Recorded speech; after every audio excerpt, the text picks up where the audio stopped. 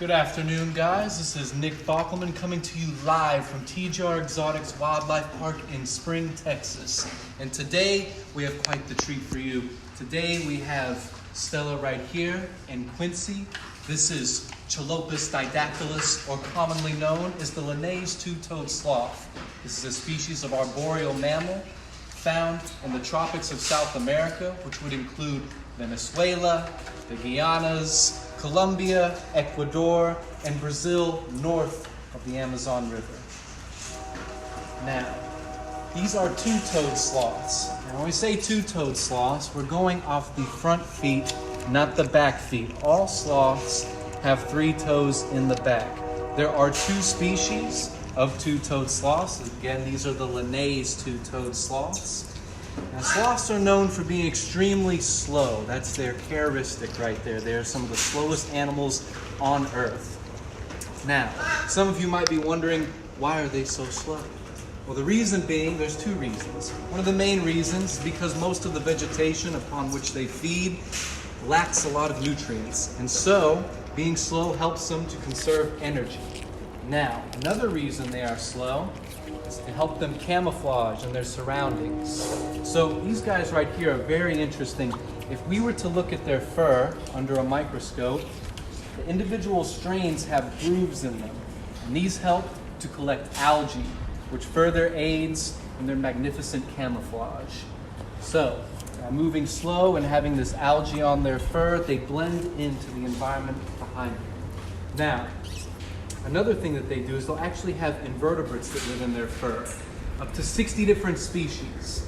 Not 60 individuals, 60 different species at one time can live on one sloth. So truly phenomenal. Now, these guys right here, the Linnaeus two-toed sloths, they belong to a family known as Megalonychidae. Megalonychidae, all right, is a family of sloth that first appeared around 35 million years ago in what is now Argentina. It also includes a genus of sloth known as the Megalonyx, a genus of giant sloth that lived all throughout North America and parts of Central America. The largest ones measuring up to 10 feet long and could weigh up to a ton. So extremely large sloths. And look at where they are now. These goofy looking arboreal things that hang upside down all the time. Now, like I said earlier, these sloths at TGR Exotics have extremely slow metabolism. Now, because of that, they tend to only use the restroom once a week to once every other week. All right? Now, this is one of the few times that they will actually crawl down to the forest floor. It's also one of the few times that they will actually be upright. Most of the time, they're always upside down. They only crawl to the forest floor either to defecate, use the restroom, or to move to a different tree to find food. Now, these guys right here are a bit faster than other sloths. Though they are still slow, it is the 3-toed sloth that is famous for being extremely slow, just all slow motion. Does anybody have any questions so far about our sloths here at TGR Exotics? You can ask any question. I will answer to the best of my capabilities. There's another interesting fact about sloths here. Is they can actually swim up to 5 times faster than they crawl. Like I was saying earlier, the 3-toed sloth is much slower. These guys, in any given day, they'll actually travel up to 125 feet a day. And it'll inhabit an area usually around 10 acres. That'll be their range for an individual sloth. Their favorite snack. So, these guys right here, they love mangoes. These are actually snobs right here. All right, they're eating leaves in the wild and all that. But here, they get sweet stuff. They get plantains, they get apples, they get mangoes. And so, that's going to be their favorite food. And after that, they'll go for the green beans. And when they're desperate, they will go for romaine lettuce and sweet potatoes. That is their last-ditch effort. Some carrots as well. All right, so our sloths here at TGR Exotics. This is Stella, the one I'm petting right here. This is the female. And this is Quincy. They are both 11 years old. These sloths can actually live up to 27 years, thus far recorded. So they do have a rather long lifespan for such a small mammal. As you see right here, you see Stella going for the desperation food. She has a carrot. All the sweets are gone. Future breeding. No, we do not plan on breeding these sloths. If that were to happen, it happens, but thus far they have not populated. So it is not something that is going on. So an interesting fact for you, sloths, the females reach maturity to breed at around 3 years old, the males 4 to 5 years old. They'll breed once a year. The gestation period for the females around 182 days, so about 6 months. And they'll give birth to one baby at a time.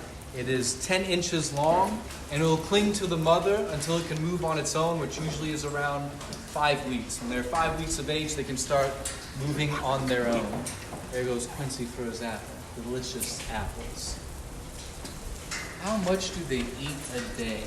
So our sloths a day, I'm not sure the exact weight, but they get about half an apple, let's say, cut up apple, about half a dozen green beans, a few strips of mango and plantain, some romaine lettuce, and also a few strips of carrot and sweet potato. The exact weight, I am not all that certain on that.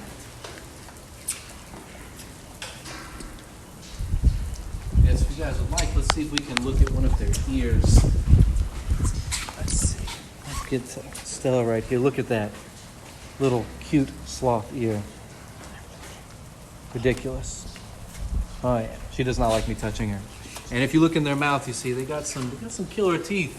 So you wouldn't think of that when you think of sloths, but that is not a bite you want to receive. They move rather slow, so it's easy to get out of their way. But we do our best not to get in contact with the mouth. That would be most unpleasant.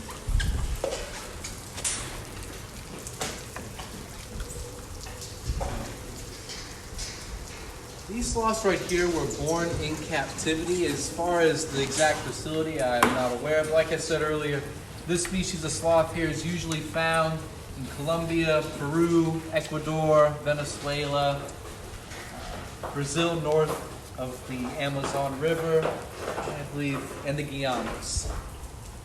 That is where they are most commonly found. Another interesting fact about these sloths here, they cannot burp or fart, okay? So we have to feed them very light greens and things of that nature. And these are very docile animals. They're not very aggressive, though they're not the biggest fans of being touched. So as long as you're leaving them alone and you don't go and pet them too much or anything like that, it can be rather hard to resist booping one on the nose. But it's best to leave them alone. If that's the case, then they're usually rather docile. They're not aggressive animals by nature. I said before, their main defense in the wild is going to be camouflage. So the whole deal is to remain unseen. Now again, this is at TGR Exotics Wildlife Park in Spring, Texas, with our Linnaeus two-toed sloths, Quincy and Stella. All right? And before we end this, I'd like to give a shout out to Lisa and Kelso for their monetary donations, and also to Kaza and Min for their cases of produce. They brought 6 cases of produce. We thank you so very much. And for those who are watching, again, this is at TGR Exotics Wildlife Park in Spring, Texas. We very much appreciate any donations, be it monetary or food-based. It's greatly appreciate all of it. Thank you for watching.